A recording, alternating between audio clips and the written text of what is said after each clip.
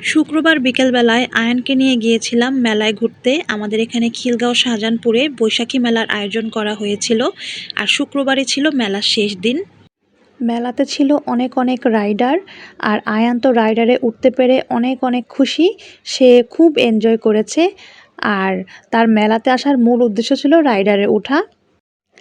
বাচ্চাদের আনন্দ দেখলে ভালোই লাগে, আর আমি এখানে একটু মেলাটা ভিডিও করে নিচ্ছিলাম। আমার কাছে খুব ভালো লেগেছে, মেলাটা খুব সুন্দর করে সাজিয়েছে। এখানে ছিল রং বেরঙের চুড়ি। চুড়ি দেখলে তো আমার মাথা পাগল হয়ে যায়, কোনটা ছেড়ে কোনটা নিব।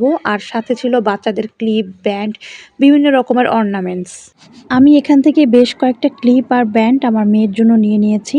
প্লেন থেকে নামার পরে আয়ানের ফেস দেখে বোঝা যাচ্ছে আয়ান কতটা এনজয় করেছে। বৈশাখী মেলা উপলক্ষে এখানে বিভিন্ন ধরনের মাটির তৈরি শোপিস বিক্রি করছিল। এখানে বেশ কয়েকটা অ্যানিমেল শোপিসও ছিল। আয়ান যেহেতু অ্যানিমেল খুব পছন্দ করে, ওর জন্য কয়েকটা শোপিস নিয়ে নিয়েছি।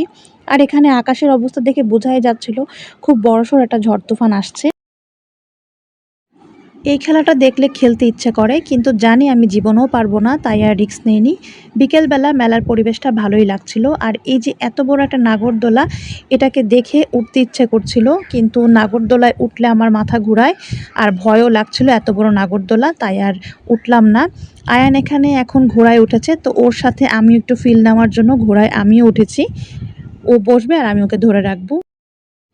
আর এই যে মা ছেলে ঘোড়ায় উঠেছি, এখন ঘোড়ায় চড়ে চড়ে আমরা যাচ্ছি। আর ওই গানটা আমার মনে পড়ে গেল, মনে করো যেন বিদেশ ঘুরে, মাকে নিয়ে যাচ্ছি অনেক দূরে, তুমি যাচ্ছ পালকিতে মা চড়ে।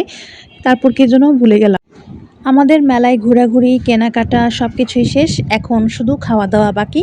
এখন আমরা মেলা থেকে বের হয়ে খাওয়া দাওয়া করব। আর আমার খুব ঝাল ঝাল হালিম খেতে ইচ্ছে করছিল, তো আমরা এখানে আমাদের খিলগাঁও রেলগেটে প্রিন্স হোটেলে এসে পড়েছি। এখানের হালিমটা আমার কাছে ভালোই লাগে। হালিমটা একটু বেশি ঝাল ছিল, আর এই ঝাল খেতে খেতে আমার বান্ধবীর কথা খুব মনে পড়ছিল, কারণ সে প্রচুর পরিমাণে ঝাল খেতে পারে। তো যাই হোক, আজকের ব্লগটি এখানেই শেষ করে দিলাম। সবাই ভালো থাকবেন, আল্লাহ হাফেজ।